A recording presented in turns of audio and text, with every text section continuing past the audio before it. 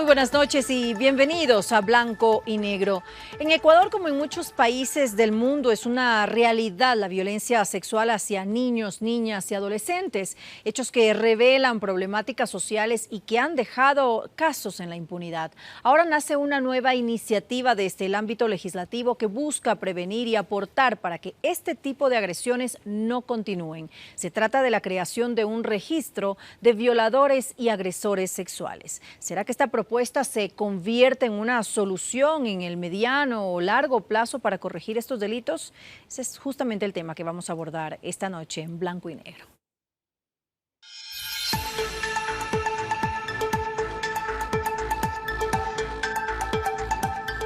La creación de un registro de violadores y agresores sexuales nace del planteamiento de la legisladora Lourdes Cuesta con la denominada Ley Revas. Esta propuesta fue debatida en primera instancia en el Pleno de la Asamblea. Revisemos a continuación de qué se trata. El proyecto de ley fue trabajado por la Comisión de Justicia y es uno de los 180 que tiene pendientes del Parlamento. La iniciativa es de autoría de Lourdes Cuesta, quien propone la elaboración de un registro donde consten los sujetos que hayan cumplido con sentencias por agresiones sexuales en contra de niñas, niños y adolescentes. Este registro inhabilitaría para trabajar directamente con niños, niñas y adolescentes. Ojo, no es discriminatorio. ¿Por qué? Porque quien cometió un delito de este tipo podrá trabajar como ingeniero, arquitecto, comerciante, lo que sea. Directamente con niños, no. Con esto, el legislativo lo que pretende es evitar que al reinsertarse en la sociedad, un agresor o violador trabaje en espacios donde tenga contacto con niños. No puedan salir a trabajar directamente con ellos porque lamentablemente estas personas no se rehabilitan, reinciden. Todo el mundo tiene derecho a rehacer su vida, pero no vamos a poner a alguien sentenciado por pedofilia a trabajar en un jardín de infantes. Un estudio del Instituto Ecuatoriano de Estadísticas y Censos que data del 2010 revela que entonces 1 de cada 5 niños en el Ecuador había sido víctima de violencia sexual, hecho que en gran porcentaje ocurre en su entorno más cercano. El registro estará a cargo del Ministerio del Interior y su uso será confidencial, sobre todo para precautelar por la seguridad de los niños. Recordemos que el 35% de la población ecuatoriana son niños, niñas y adolescentes y hay que darles una solución. Más de 8.000 casos de violencia sexual se han evidenciado. Las observaciones presentadas durante el transcurso del primer debate serán procesadas por la Comisión de Justicia para incorporarlos en la normativa que consta de apenas 10 artículos. Alexis Moncayo, Medios Públicos. Y para conversar sobre este tema saludamos y presentamos a nuestros invitados de esta noche. Ellos son el doctor Franklin Samaniego. Él es vicepresidente de la Comisión Ocasional para Asuntos de la Niñez y Adolescencia de la Asamblea Nacional. Y también se encuentra junto a nosotros el licenciado Nicolás Reyes. Él es secretario técnico del Consejo de Igualdad Intergeneracional. Hacemos una pausa y enseguida regresamos junto a ustedes. No se vayan, esto es Blanco y Negro.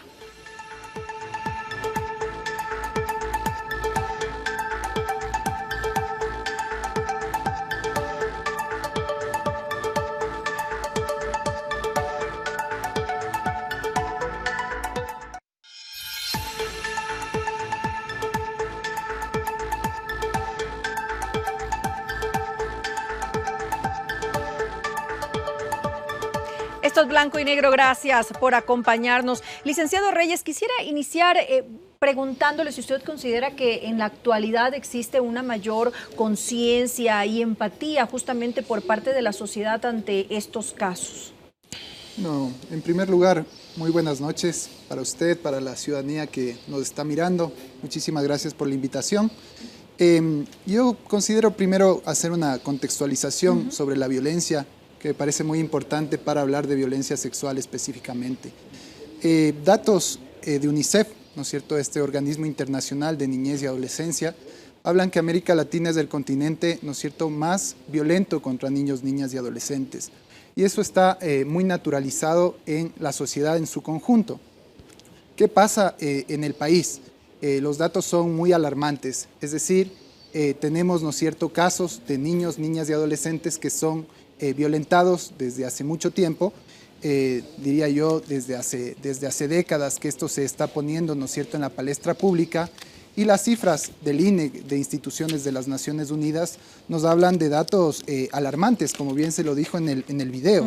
1 de cada 5 niños se cree, ¿no es cierto?, que ha sido abusado sexualmente, y muchos de esos casos, ¿no es cierto?, ni siquiera llegan a ser sancionados, porque alrededor del 15% de casos se denuncian, los otros no se denuncian. Entonces, existe una lógica en América Latina y en países como el Ecuador, en donde la violencia se naturaliza, se ha naturalizado, incluso de las propias familias. Y también quiero agregar a esto, licenciado Reyes, que de esos datos porcentuales que usted nos está dando, hay uno adicional que es incluso más alarmante, que es solamente el 5% de esos casos que han sido denunciados reciben sentencia. Sí, exactamente, y uno lo puede ver en muchos ámbitos de la sociedad. Recientemente salió un video, por ejemplo, en donde una señora en el centro histórico vendía, ¿no es cierto?, unos látigos diciendo que ese es el nuevo psicólogo, ¿no es cierto?, de las niños malcriados, y hubo un debate alrededor de eso, ¿no es cierto?, y incluso los propios comentarios de mucha gente diciendo que, bueno, no está mal pegarles a los niños, o hay otras concepciones sociales en donde se dice que lo que se decía en el sistema educativo, la letra con sangre entra, que era algo muy naturalizado en el sistema educativo. Entonces venimos de una tradición que es una tradición, ¿no es cierto?, que violenta a los niños y que se los veía como objetos, no como sujetos de derechos. Entonces hay que hacer una transición del enfoque de ver a los niños como sujetos de derechos y que hay algo fundamental, que es el interés superior de los niños, que es que toda la sociedad, el Estado en su conjunto, los medios de comunicación, tienen que tener acciones concretas para precisamente proteger esos derechos. Ahora, justamente sobre eso que usted ha dicho, por eso inicié el programa con esa pregunta de si ahora, en la actualidad, existe mayor empatía, tal vez por parte de la sociedad, justamente porque hemos tenido conocimiento de estos delitos atroces que se han cometido en contra de niños. Sí, muchísimas gracias. Gracias a Nicolás, gracias a usted por la invitación, a quienes nos miran a través de este medio de comunicación. Decirles que es un tema muy complicado, pues en ocasiones trasladamos datos, trasladamos cifras, y yo siempre señalo que detrás de un dato y una cifra hay un rostro, hay una familia, está la sociedad, y esa triple responsabilidad que tenemos entre el Estado, la sociedad y la familia, que es una armonía en virtud de la cual tiene que plantearse un sistema de protección integral que efectivamente se lo pueda llevar a la práctica. Yo, para abonar algunos datos, recién yo soy parte de la Comisión de Justicia, vicepresidente de la Comisión Ocasional para tratar temas de niños en la Asamblea Nacional, pero además fui parte de la Comisión AMPETRA y que hicimos una investigación alrededor de un año.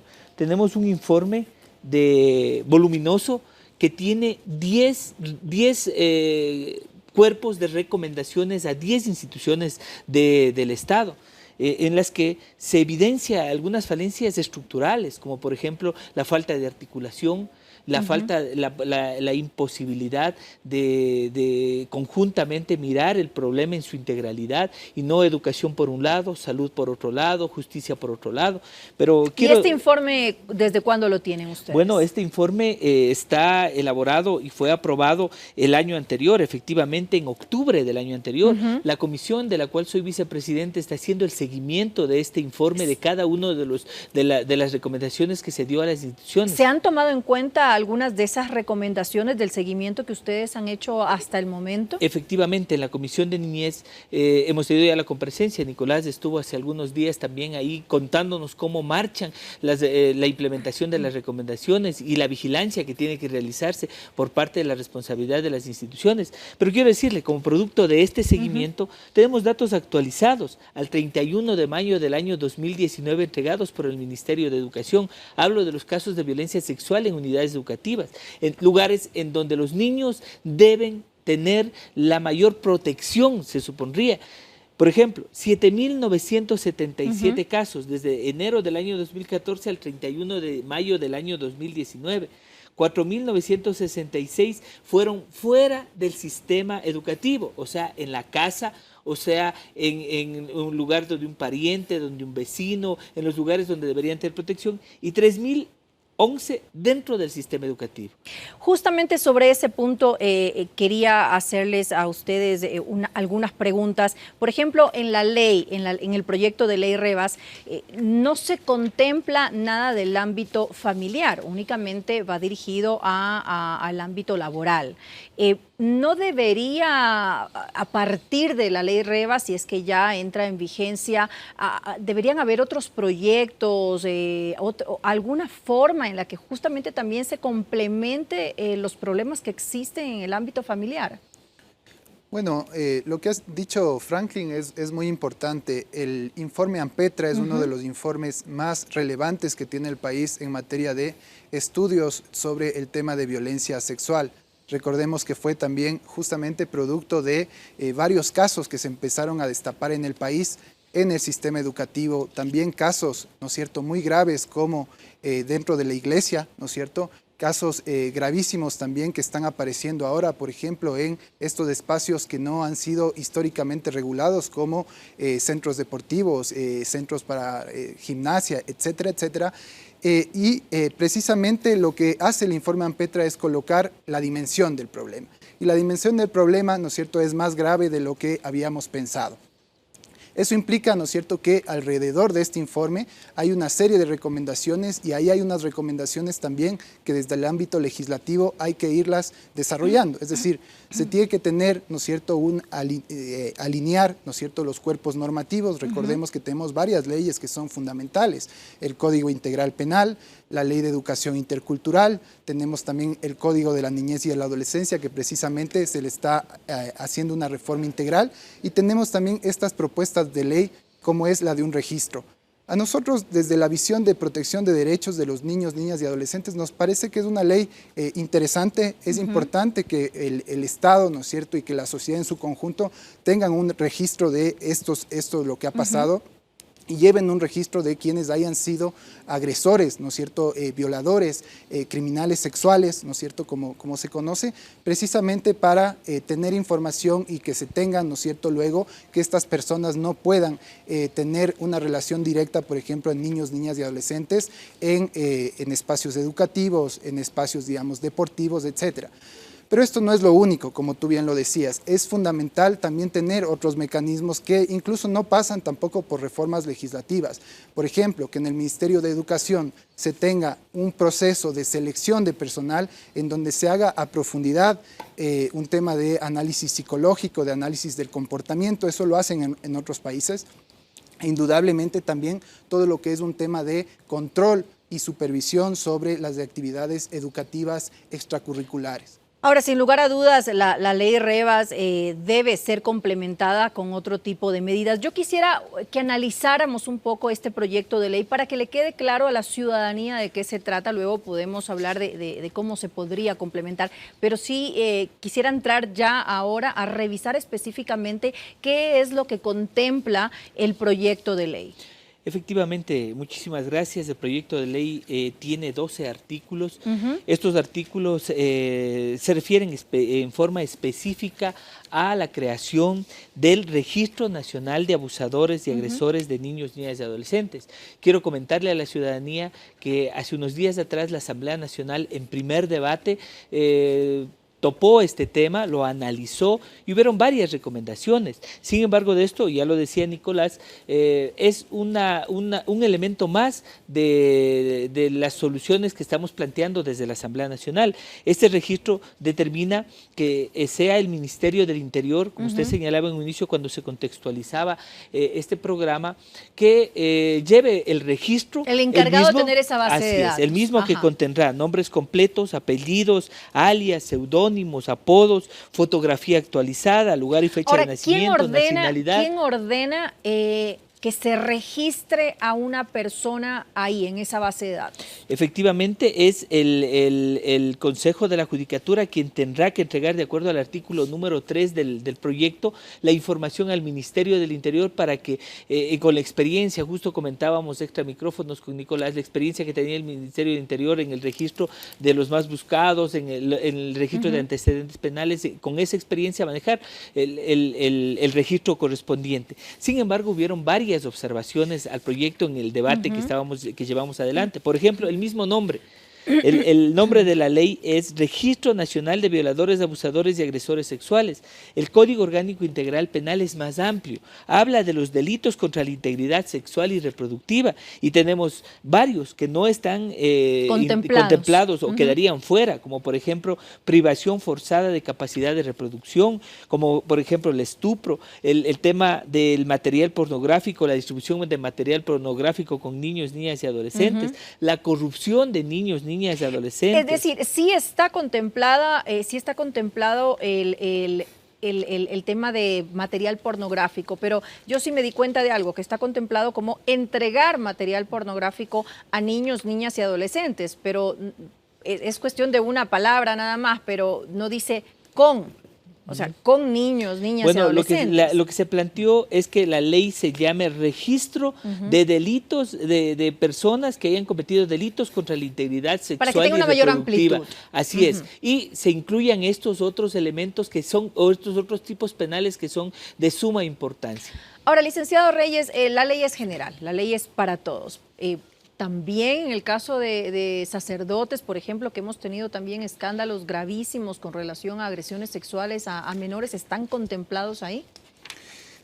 Sí, efectivamente debería contemplarse, porque en la propia, como decía el asambleísta Samaniego, en el propio COIP, ¿no es cierto? Cuando se hablan de estos temas, se hablan, por ejemplo, de acoso sexual, también están dentro de, por ejemplo, ministros de culto, profesionales de la educación, es decir, y ahí hay un tema bien importante que usted lo ha señalado. El propio informe ANPETRA, ¿no es cierto?, señala que se hizo solicitudes de información a la iglesia, ¿no es cierto?, y no se recibió mayor información. Es importante, ¿no es cierto?, que se deje claro que cualquier tema de violencia sexual debe llevarse en la justicia ordinaria. Es decir, anteriormente la propia doctrina de donde viene la iglesia, lo que hacían anteriormente era incluso este tipo de casos dentro de la propia iglesia, juzgarlos a su manera, ¿no es cierto?, con el derecho canónico, y esto hay que ser y había una especie de encubrimiento muy claros. También. Es decir, los encubrimientos eran claros. ¿Qué pasaba cuando había, ¿no es cierto?, un caso como esto? Simplemente alguien que estaba vinculado a un tema de violencia sexual se lo mandaba a otro país o simplemente a otra provincia, y no a otra parroquia, a la justicia ¿no es cierto?, ordinaria. y no llegaban nunca a la justicia ordinaria.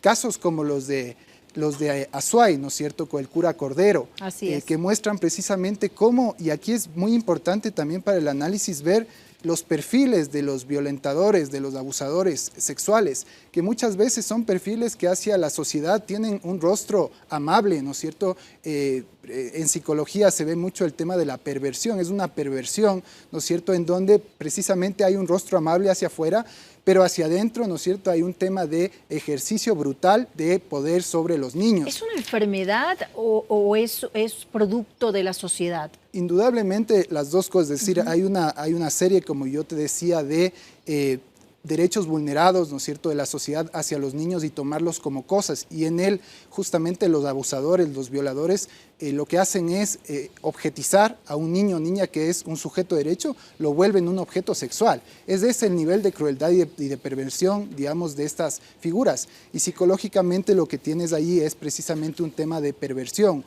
Hay algo que se pervierte en esa relación con el niño, y precisamente lo que se puede ver es que estos perfiles buscan espacios, ¿no es cierto?, en donde tengan relación directa, espacios educativos, espacios deportivos, ¿no es cierto?, la iglesia, y lo que hacen es generar a veces relaciones de confianza con las familias, como para decir, sí, déjenlo solo conmigo, ¿no es cierto?, hay una relación de confianza, y ahí es donde ejercen ese tipo de actos brutales. Recordar también que una violencia sexual es equiparable, ¿no es cierto?, a un tema de tortura. Distintos libros, bibliografía a nivel internacional, lo que dicen es que cuando alguien ha sido sometido a una violencia sexual, es como que alguien haya sido torturado. En muchos países se los trata incluso como crímenes de lesa humanidad. ¿Por qué? Porque a nivel del psiquismo de una persona que ha sido violentada en sus partes, en su psiquismo, en su parte física, en su parte sexual, lo que pasa es precisamente que viene lo que se conoce como un trauma psíquico. Queda marcada de por vida. Queda marcado de por vida. Y es ahí tan importante el tema de la consulta popular que se hizo en el 2018, porque muchas de estas personas tienen que tener un derecho al tiempo, lo que se conoce el derecho al tiempo, porque no es fácil denunciar. A veces se demoran 10, 15 años en procesar lo que les está pasando. Hay miedo, hay vergüenza muchas veces. Y esto implica que puedan, este tema de el abuso sexual, la violencia sexual, sea imprescriptible. Eso ya lo hizo Ecuador en el 2018. Ahora hay un tema de la Corte Constitucional que debe dar un dictamen para que sea retroactivo. Eso es muy importante. Eso justamente le iba a consultar. Y países como Chile, por ejemplo, hace 2 días han también tomado el ejemplo de Ecuador, y en Chile, por ejemplo, ahora también es imprescriptible los delitos sexuales. ¿Por qué? Porque la gente necesita tomarse el tiempo que sea necesario antes de denunciar. Entonces eso es muy importante saber. Debemos tener un sistema de protección centrado en las víctimas, que justamente les dé todas las garantías para que ellos puedan denunciar y puedan tener un acompañamiento de las instituciones. Doctor Samaniego, el proyecto de ley, todo lo que se establece dentro del mismo, ¿tiene carácter retroactivo? Es decir, las personas que ya ahora están condenadas, que han sido sentenciadas por este tipo de delitos, ¿van a entrar automáticamente en ese registro? Bueno, efectivamente, yo solo para terminar la idea anterior, ¿por qué estábamos planteando el cambio del nombre? Tenemos una estadística delito por delito, infracción por infracción del sistema educativo, y aquí tenemos acoso sexual. El 50% es acoso sexual de los casos que se han presentado, 36% abuso sexual, violación sexual el 11%, estupro el 1.5%, distribución de material pornográfico, explotación sexual, corrupción de niños y niñas, contactos con finalidades sexuales, utilización de personas para exhibición con fines sexuales. Entonces tenemos una amplia gama que efectivamente tiene una realidad en el sistema judicial y que hay casos que se han evidenciado. En segundo lugar, efectivamente, este registro recogería a todas las personas que han sido sentenciadas. ¿Por qué? No necesariamente tiene un efecto retroactivo. Yo justo comentaba con Nicolás sobre las disposiciones del Código Orgánico Integral Penal. El artículo 60 del Código Orgánico Integral Penal habla este momento de las penas no privativas de la libertad, y el juez tiene la posibilidad, de acuerdo a lo que determina el numeral 6 de este artículo, inhabilitar para el ejercicio de profesión, arte o empleo u oficio. Pero adicionalmente, este momento, el juez en el artículo 65 el Código Orgánico Integral Penal le da la potestad al juez para la inhabilitación para el ejercicio del empleo u oficio. Entonces, con la ley Revas lo que estamos haciendo es llevando a la práctica que haya un registro. Esto está determinado ya en el Código Orgánico Integral Penal. Este registro lo que hace es recoger todas las personas que han sido inhabilitadas ya, pero que consten en el registro. Adicionalmente, ahí tenemos algunas observaciones que realizamos, como por ejemplo, ¿qué va a pasar con la información de ese registro? El planteamiento era que esa información sea restringida para, por ejemplo, los rectores de las unidades educativas. Solamente cuando se solicita esta información. Ahora, los centros educativos tienen la obligación, van a tener a partir de eso la obligación de pedir, cuando van a contratar personal, ese certificado de que no consta en esa lista. ¿Qué pasa si algún centro educativo no pide ese certificado, se salta eso y contrata a alguien? Bueno, ¿qué castigo va a tener el centro? Existen sanciones administrativas, existen reglamentos e instrumentos en virtud de los cuales las unidades educativas, tanto públicas, privadas y fiscomisionales, tienen que seguir, y si no, pues son sujetas de control. Pero adicionalmente, esta ley lo que hace es reformar también la ley orgánica de educación intercultural para viabilizar lo que se señala. Se reforma la ley orgánica de servicio público también, y estamos planteando también, o se ha planteado que se agregue un artículo en la ley de registro único de contribuyentes para que una persona que, por ejemplo, va a sacar un permiso para poner un CBB, para poner alguna institución en que tiene al cuidado niños, niñas y adolescentes, con este registro no podría acceder a ese permiso, y con eso lo que estamos haciendo es tratando de salvaguardar los derechos de niñas, niños y adolescentes. Así es, si es que constara en este registro. Ya, ¿y también se va a contar con ADN o no? Porque en otros países se da, por ejemplo, en Francia, tengo entendido que desde 1998 ellos pueden tener el ADN de las personas que han sido condenadas e incluso quienes son sospechosos de este tipo de crímenes. Vamos a contar con eso. Efectivamente, el artículo 4, en donde se detalla los requisitos, al final en el literal J dice código de ADN en caso de haber sido recopilado en la etapa procesal. Entonces, si es que en la etapa procesal se pudo tener acceso al ADN, puede efectivamente constar o debe constar en el registro. Pero ¿y no debería, independientemente de que no haya sido adquirido en la etapa procesal, no deberían modificar eso? Hay varios delitos. Sí, el delito de pornografía, delitos de no hay contacto bueno, sexual. Obviamente, entonces, pero si hay contacto sexual, sí. Eso es parte, digamos, de lo que hay que añadir, ¿no es cierto?, a esta ley. Porque esta ley es fundamental, ¿no es cierto?, y cuando ya se habla de una sentencia ejecutoriada. Pero usted mismo decía cuando iniciábamos el panel, precisamente que muy pocas denuncias llegan hasta eso. ¿Qué pasa, por ejemplo, con los otros procesos? ¿Qué pasa con las cifras ocultas? ¿Qué pasa con aquellos procesos, digamos, que no llegan hasta el final? Entonces, es muy importante que paralelamente a tener esta ley que habla, digamos, de los que tienen ya sentencia ejecutoriada, se tomen también otras medidas. Y ahí implica que todos los ministerios, por ejemplo, rectores de política pública que tienen, ¿no es cierto?, un trabajo directo con niños, niñas y adolescentes, tengan protocolos clarísimos de trabajo, es decir, insisto, la propia selección del personal, ¿no es cierto?, debe ser una selección profunda, más ¿no es rigurosa. mucho más rigurosa. Yo solo quiero poner aquí un ejemplo de este tema de los guaguacentros que ha salido en Quito. Sí, de los 200 guaguacentros, alrededor de 140 no tienen permiso de funcionamiento. Se lo hizo de una manera totalmente, digamos, fuera de los protocolos. Irresponsable también. Irresponsable, y eso implica que si es que un guaguacentro, por ejemplo, no tiene permiso de funcionamiento, ni siquiera me quiero imaginar cómo hacen el proceso de selección. Recordemos que es en esos filtros, ¿no es cierto?, que son los filtros del servicio directo en la política social, en donde deben haber protocolos muy claros de selección, de seguimiento, de sanción, de identificación temprana de casos de violencia y de remisión de esos casos de violencia a las entidades pertinentes.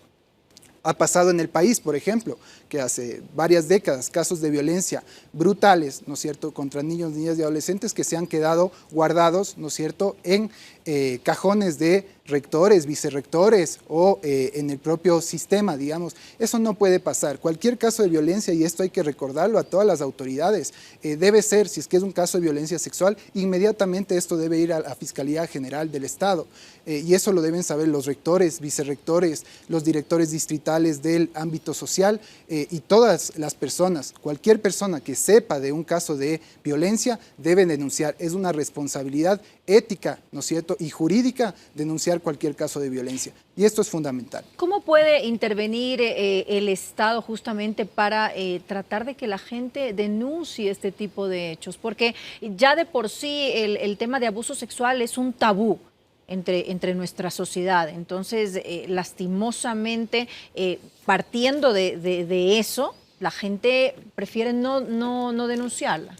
A ver, primero debe justamente, además de los cuerpos legales, resolverse un nudo crítico que salió en la propia Comisión Ampetra, que es el tema de la justicia. Y se necesita un tema de celeridad judicial. No puede ser que hayan casos que demoren, por ejemplo, 3 o 4 años para justamente llegar a una sentencia. Lo que se necesita es precisamente una reforma integral dentro del sistema de justicia. Y ahí han habido recomendaciones muy claras. Se necesita más médicos peritos, se necesita más psicólogos, se necesita profesionalizar a jueces, a fiscales que tengan una profesionalización en temas de niñez y adolescencia y protocolos que en otros países se conocen como protocolos de escucha especializada, que tengo entendido que ya han dado unos avances importantes también dentro del ámbito judicial en nuestro país. Lo que se necesita son 3 cosas. Más recursos, ¿no es cierto?, en el sistema judicial, ¿no es cierto?, celeridad y el tema de especialización en temas de violencia. Y ahí las universidades tienen un rol fundamental, que es también implementar carreras, ¿no es cierto?, de pregrado, de posgrado, de especialización en casos de violencia sexual. El país no cuenta con especialistas en materia de violencia sexual y eso es un grave problema para el país. ¿No considera usted, doctor Samaniego, que tal vez esa base de datos debería ser, ser de acceso público, así como funciona, por ejemplo, en Estados Unidos la ley Megan, que la gente pueda acceder, porque de esta forma la sociedad se va a enterar. Obviamente se informa sobre el paradero, la dirección, se informa a los vecinos para que la gente sepa específicamente quién está viviendo en su barrio y estén un poco alerta. Bueno, el tema creo que pasa por varias aristas. No creo que la solución sea solo este proyecto de ley. Nicolás hablaba sobre la consulta popular y el tema de la imprescriptibilidad de los delitos sexuales. Quiero decirles que para mi criterio no es una solución que se le ha dado al país. Las víctimas de violencia sexual que están asistiendo a la Comisión de Niñez que hace el seguimiento de las recomendaciones de AMPETRA nos han dicho, y ahora ¿cómo vamos a resolver nuestro tema? Ya está la imprescriptibilidad, pero hay temas, hay casos, por ejemplo, de violencia sexual causada o agresiones desarrolladas por miembros de la Iglesia Católica o de otros cultos, pero que fueron cometidos hace 20 o 30 años. Entonces, si es imprescriptible, ¿cómo vamos a demostrar la materialidad de la prueba en un proceso judicial? Si en 30 años podemos probar que hubo un acceso carnal ilegítimo como determina el tema de violación. Sin embargo de eso, nosotros estamos haciendo algunas propuestas y lo he hecho ya en la Asamblea Nacional. Tenemos el informe para segundo debate del Código Orgánico Integral Penal y hemos incluido 3 cosas. La primera, que aparte de la profesión empleo o oficio, se incluya también a los funcionarios, al que tiene un cargo público, ¿no es cierto? En segundo lugar, hablo porque hay muchos funcionarios en varios de los ministerios que están en contacto con niños, quienes hayan sido sentenciados no podrían regresar a esas actividades en contacto con niños. La segunda cuestión que tiene que ver con un tema sumamente importante, que es el tema de poder juzgar en ausencia los delitos. ¿Qué es lo que pasa? Muchos de los casos, yo tengo aquí información también que se nos entregó en la Comisión AMPETRA. Al año 2017 teníamos en el sistema judicial 27.666 casos de violencia sexual, de los cuales 27.666 se judicializaron, o sea, el 34%, y solo 6.730 llegaron a tener sentencia. Tuvieron o sea, sentencia. Estos casos, ¿qué es lo que hablábamos inicialmente? Estos casos son los que van al registro. Pero hay otra cuestión. El tema es que ¿Pero por qué se da esto? El tema, ¿por qué tan pocos casos llegan a tener sentencia? Yo ahí concuerdo nuevamente con el tema del acceso a la justicia. Cuando no tenemos una justicia especializada, cuando usted llega a la ventanilla y le encuentra a un funcionario que no es el fiscal, que no es un funcionario capacitado y especializado, y lo que hacen es revictimizar a los niños, niñas y adolescentes, a preguntarles desde qué pasó hasta cómo fue y todo el contexto, sin que haya un tratamiento especial.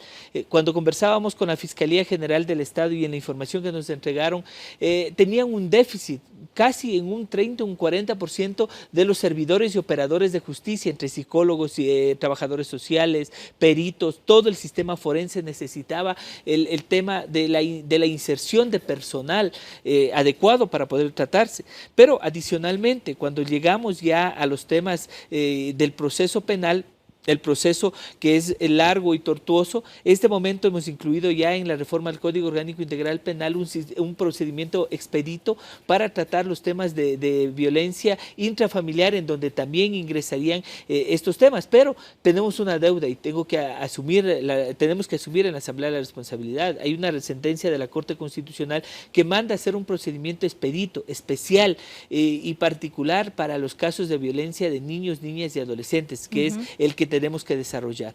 Pero adicionalmente, usted recuerde que cuando hablamos de la protección integral, hablamos de la prevención.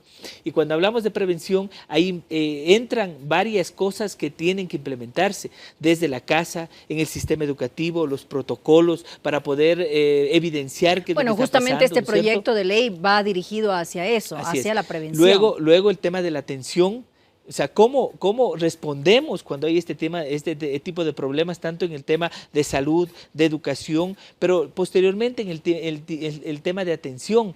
¿Cómo todo el Estado responde a este problema y atienden en el tema administrativo, pero también en el tema judicial? Y un tema que también es una deuda y que los jueces tienen que ayudarnos a resolver, que es el tema de la reparación integral. Todavía no existe una reparación integral para niños, niñas y adolescentes. Yo decía al inicio, cada cifra es un rostro.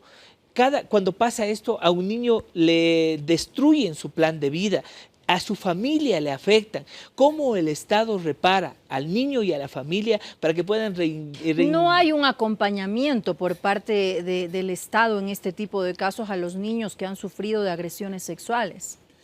Yo vuelvo a insistir, y algo que decía Franklin que es importante. Yo antes hablaba, ¿no es cierto?, del perfil de los agresores, de los violadores en muchos casos, ¿no es cierto?, y este tema de la perversión. Ahora bien, ¿cuál es el otro lado de la moneda? Es decir, ¿cuál es la característica, ¿no es cierto?, de las víctimas? ¿Qué pasa a una víctima?, ¿no? Yo les decía en un primer momento, pongámonos todos, las personas que nos están viendo y escuchando, a imaginar, ¿no es cierto?, una niña de 4 años que ha sido violada sexualmente, y que además recordemos que muchos de estos casos lamentablemente pasan en el núcleo familiar. Cerca del 65%, 70% de casos pasan dentro del núcleo familiar. Muchas veces cuando denuncian a la víctima, la propia familia, ¿no es cierto?, no les cree, o le dicen mejor no hables, ¿no es cierto?, para no romper esto del prestigio institucional o familiar, ¿no? Esta lógica, ¿no es cierto?, de revictimizar nuevamente a aquella persona que ha sentido algo tan doloroso en su vida que, insisto, se asimila a un tema de una tortura. ¿Qué pasa con eso? Muchas veces, la mayoría de los casos queda archivado, queda guardado. Entonces esas personas guardan durante toda la vida precisamente ese momento, esa situación tan dolorosa. Y las personas, ¿no es cierto?, que denuncian tienen que pasar también por un camino que es bastante largo y muchas veces tortuoso. Es todo un tema, ¿no es cierto?, probatorio. Los tiempos muchas veces se alargan. No existe todavía en el país implementado un sistema de acompañamiento psicológico y emocional tan fuerte como debería. El país tiene algunos servicios importantes, como son los CEPES, que son los servicios de protección especial, ¿no es cierto?, que están a cargo de la Secretaría de Derechos Humanos. Pero no funciona de forma adecuada, dice usted. Tiene un funcionamiento, es importante, pero la cantidad, la dimensión del problema, ¿no es cierto?, no se dan abasto. La dimensión del problema es tan grande, ¿no es cierto?, que necesitamos cambiar también con políticas de prevención. Es decir, hay que paralelamente atender la dimensión de la problemática, que es muy grande, y acompañar a las víctimas. Necesitamos implementar grandes campañas de prevención para que los niños, niñas y adolescentes de ahora, ¿no es cierto?, precisamente crezcan y se desarrollen con otro tipo de digamos que quizás muchas de las generaciones que estamos ahora, ¿no es cierto?, que venimos de una lógica también muy de discriminación, machista, xenófoba incluso. Es decir, hay que trabajar muchísimo todo lo que es el tema de derechos, de convivencia, precisamente de principios, de que los niños y niñas sepan que no pueden entre ellos, ¿no es cierto?, hacerse ningún daño, que lo que necesitan es trabajar en lo que son relaciones armoniosas.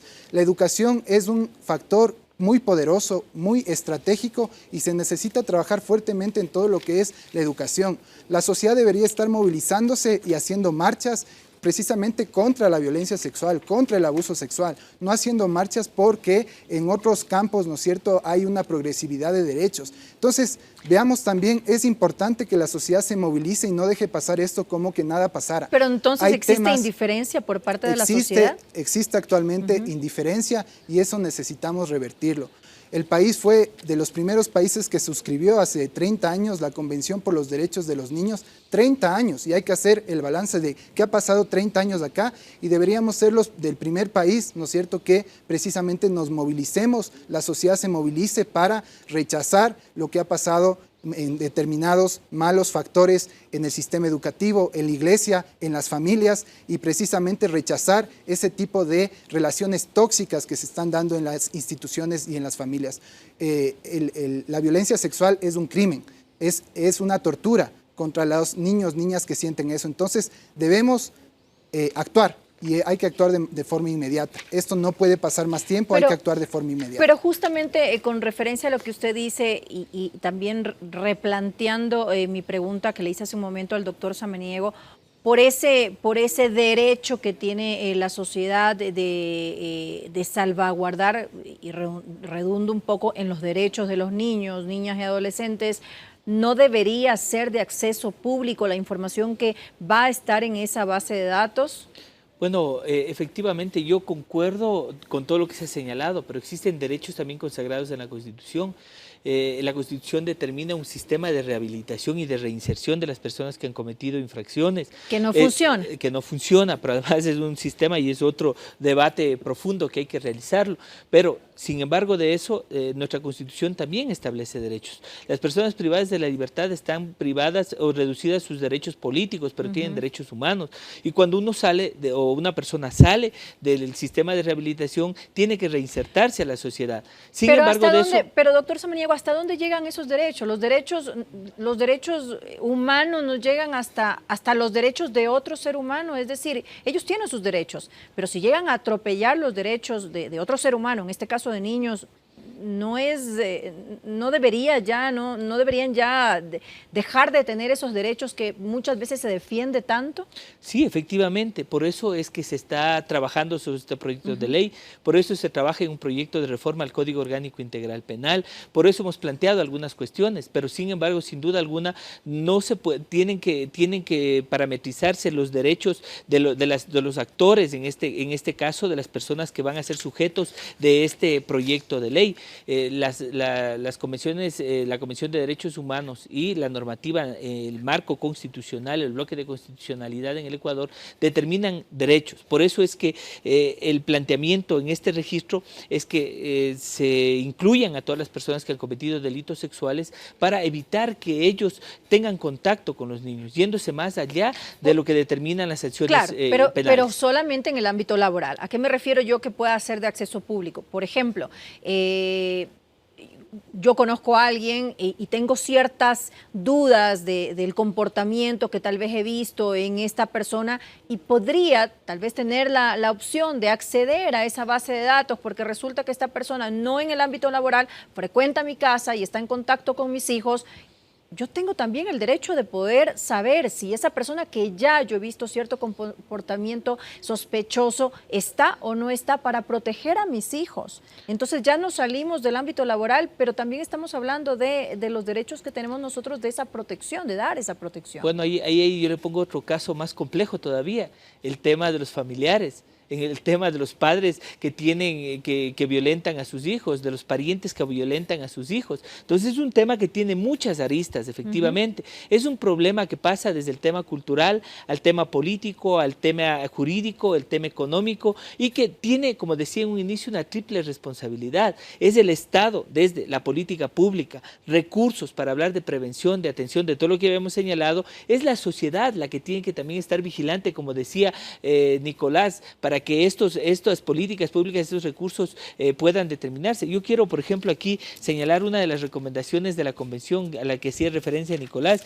y lo que señala de manera urgente, dice adoptar sin dilación una estrategia nacional para eliminación de la violencia sexual contra niños en el hogar, ¿no es cierto?, incluidas en las zonas urbanas y rurales, en el sistema educativo, y que se asegure de que las niñas tengan acceso a mecanismos eficaces de denuncia de violencia sexual. Da la casualidad que en este año, cuando llega el presupuesto general del Estado, hablando del plan Toda una Vida, de los 9 ejes que tiene el plan Toda una Vida, el plan de erradicación de violencia de género, ¿no es cierto?, tiene una eliminación de casi el 70% de su presupuesto. Entonces yo me pregunto, si no hay una visión integral desde el Estado, con política pública clara, con recursos claros, orientados en un plan y en una estrategia como lo plantea el sistema, la Convención Nacional, la Convención de los Derechos del Niño, y adicionalmente la sociedad y la familia también trabajando en el tema de los derechos para garantizar espacios adecuados para los niños, y la familia cuidando a sus niños en este marco de protección integral, viéndolo a los niños como sujetos de derechos, no como objetos. Muchos estamos viendo a los niños como objetos, ¿no es cierto? Como un vaso que tiene agua y que no queremos que esa agua se derrame. El tema es que los niños tienen derecho y cuando nosotros entendamos esa situación, vamos a hacer que los niños denuncien, que los niños puedan acceder a varios de las normativas que tenemos en este momento. Nicolás recordará, hace unos meses atrás el Ecuador ratificó el protocolo de comunicación que era el último protocolo que le faltaba a ratificarlo al Ecuador, con el cual los niños pueden llegar hasta la Convención de Derechos del Niños y adolescentes para poner en consideración la violación de sus derechos. Entonces yo creo que si desarrollamos el tema de la escucha, la posibilidad de que abramos los espacios para que los niños puedan plantear también sus posiciones. Hoy estamos debatiendo la reforma al Código Orgánico de la Niñez y la Adolescencia, estamos debatiendo los temas de Código Orgánico Integral Penal. Esos son los temas que también con los niños deberíamos tratarlos y trabajarlos. ¿Usted quería acotar algo? Sí, no, quería añadir algo que ha dicho Franklin, que es muy importante, que es el tema de que las autoridades públicas puedan escuchar de manera permanente a la sociedad civil. Durante estos últimos años han habido, ¿no es cierto?, organizaciones que se han conformado y a quienes yo públicamente aquí envío mi saludo y mi reconocimiento, precisamente redes de familiares o de sobrevivientes de violencia sexual que han estado trabajando, ¿no es cierto?, y han estado día a día yendo a Fiscalía, ¿no es cierto?, yendo a la Asamblea, yendo a los ministerios, a los consejos de igualdad, para plantear y hacer sus planteamientos. Están, por ejemplo, la red de familiares de Ampetra, está COCACEN, están algunas otras organizaciones de la red de víctimas y que yo públicamente hago aquí mi saludo y mi reconocimiento. Ellos lo que dicen es justamente lo que necesitamos incluso es pensar, ¿no es cierto? Ya lo normativo está, el país ha suscrito una serie de convenciones internacionales y nacionales. Ahorita todo eso hay que llevarlo a la práctica y es posible. Entonces ahí es fundamental que las autoridades, ¿no es cierto?, tengan espacios de diálogo con este tipo de organizaciones precisamente para ver dónde están fallando. Y las fallas, estas organizaciones tienen ya claramente establecido dónde están las fallas, en el ámbito judicial, en el ámbito educativo, en el ámbito, ¿no es cierto?, legislativo. Y es fundamental hacer un trabajo conjunto con las organizaciones de la sociedad civil, que son personas, ¿no es cierto?, colectivos de víctimas que han vivido en carne propia este tipo de situación y que tienen cosas valiosísimas por decir al Estado ecuatoriano, a las 5 funciones del Estado. Tengo que irme a una pausa, pero antes de eso quisiera hacer una pregunta con una respuesta corta acerca del monitoreo, digamos, que se va a hacer de las personas que constan en esta lista en el proyecto de ley. Ellos deben informar constantemente al Ministerio del Interior si es que cambian de domicilio, de lugar de trabajo. ¿Qué pasa si no lo hacen? ¿Hay alguna sanción para ellos? Porque yo no vi eso en el proyecto de ley. Efectivamente, lo que consta aquí, o la sanción no privativa de la libertad, consta de una sentencia. Y cuando no se cumple una sentencia, uno tiene una sanción. Pero adicionalmente, aquí se determina la forma cómo se lo va a hacer. Si es que el ministerio o como funcionarios públicos no dan cumplimiento a una disposición normativa y más a una sentencia dictada por un juez, son sujetos de sanción y tienen que hacerlo de manera obligatoria. Pero a ver, si están obligados ellos a reportar su cambio de domicilio, ¿qué sanción tendrían en ese caso? Puede si es que ser no hasta lo la hacen? destitución por el caso de no cumplir con una sentencia ejecutoriada que son de cumplimiento obligatorio. Pero me estoy refiriendo a las personas que constan en esa lista, no a los funcionarios, sino a las personas que constan, a quien ha cometido este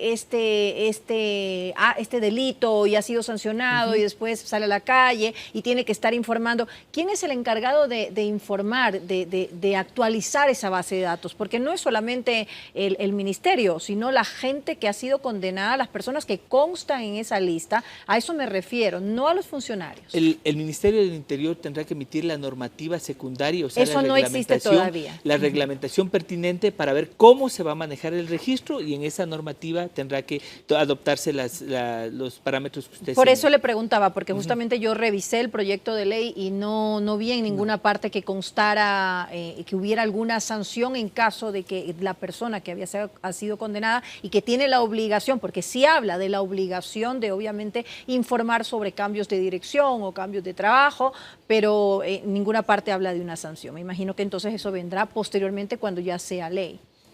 Claro, luego esta ley, ¿no es cierto?, toca hacer un ejercicio de reglamentación, incluso detallar cada uno de los procedimientos que están en los articulados. Es una ley bastante corta, entonces el reglamento, digamos, lo que hay que hacer debería justamente estipular ya a este nivel de detalle. Incluso, digamos, nosotros desde el Consejo para la Igualdad, lo que sí hemos visto es que es muy importante que si es que exista un diálogo entre el Consejo de la Judicatura y el Ministerio del Interior, un diálogo permanente, además no solo en este sistema de información o de registro, en general, digamos también, por ejemplo, en el sistema de víctimas. Es fundamental también fortalecer esto, porque pasa mucho que a veces las instituciones tienen información cruzada o no tienen rápidamente las mismas bases de datos. Siempre, evidentemente, cuidando la confidencialidad de las víctimas, ¿no es cierto?, y respetando los debidos procesos, pero el país necesita fortalecer sus sistemas de información. Bueno, ahora sí vamos a hacer una breve pausa y enseguida continuamos junto a ustedes. Gracias por acompañarnos. Esto es Blanco y Negro.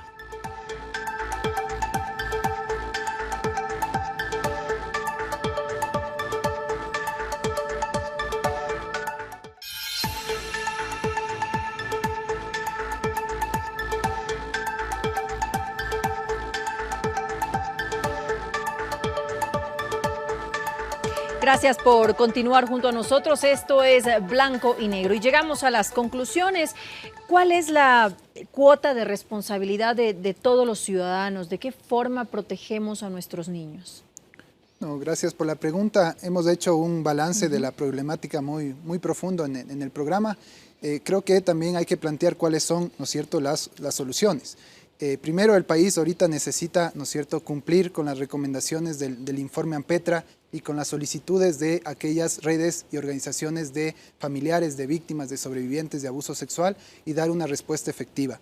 El país necesita estructurar, ¿no es cierto?, una política de un sistema de atención, ¿no es cierto?, y de restitución integral a las víctimas. Eso es lo fundamental que ahorita el país tiene que trabajar en política pública, en normativa, en protocolos.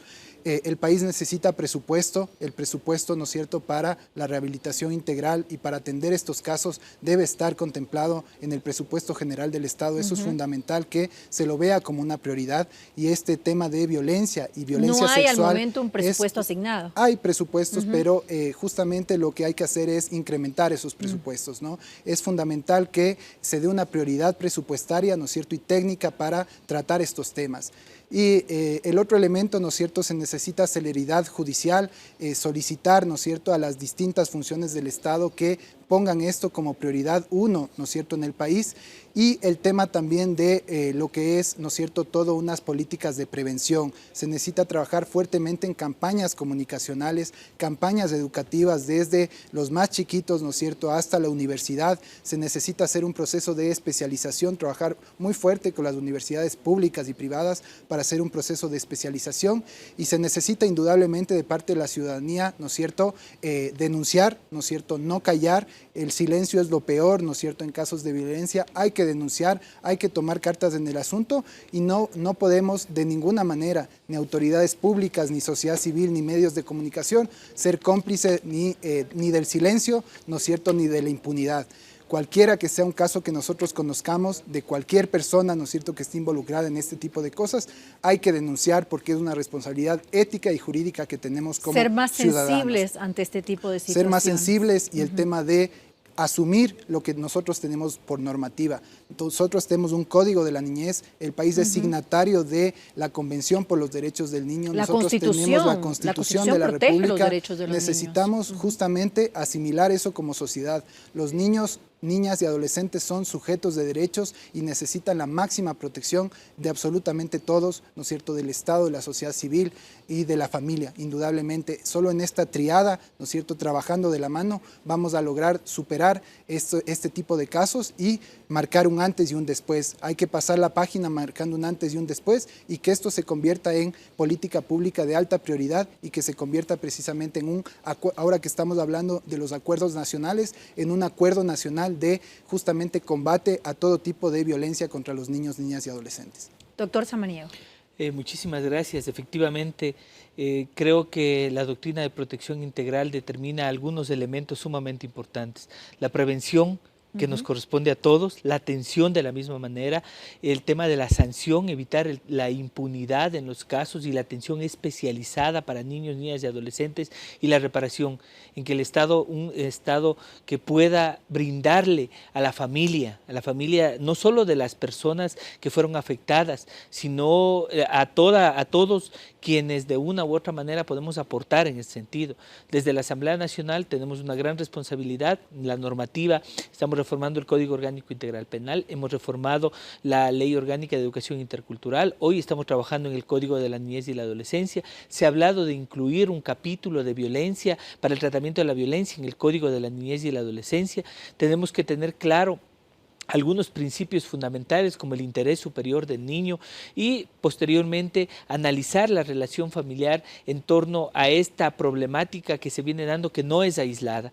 Yo no voy a hablar de los recursos, ya hemos señalado, no voy a hablar de la estrategia que el mismo comité está planteando, que tiene que ser integral y que tiene que ser oportuna, ágil para poder atender estos temas, pero sí decir que desde la potestad de fiscalización que tenemos, tal como lo hicimos en Ampetra, como lo estamos haciendo en la comisión, mientras esté en la Asamblea Nacional, proceder a investigar los casos que correspondan, no solo los puntuales, sino los generales, porque creo que tenemos una gran deuda y podemos, desde todos los espacios en los que nos encontramos, garantizar los derechos de niños, niñas y adolescentes. Recordemos nuevamente, como decía un inicio, que tras de una cifra, de estos 7.900 niños que fueron identificados, casos de abuso sexual, está un rostro, está una familia y nuevamente ratificar nuestro compromiso por seguir luchando por los derechos de niños, niñas y adolescentes. Bueno, y con esto finalizamos. Agradecemos a nuestros invitados de esta noche y a ustedes, amigos televidentes, por acompañarnos.